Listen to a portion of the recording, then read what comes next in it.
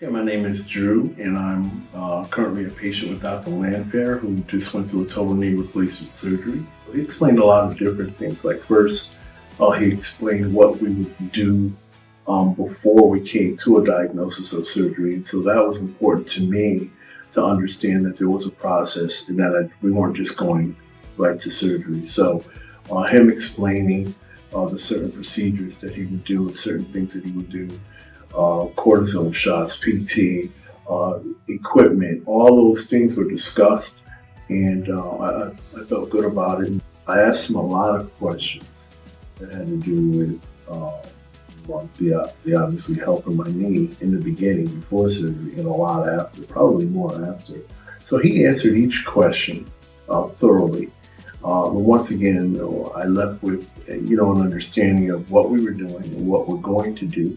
The more that he spoke and answered my questions, I felt at ease, and I felt that we were going to come to a place to where, I would be in good shape. I told him I wanted to be running marathons, and he said, "We're going to get you there."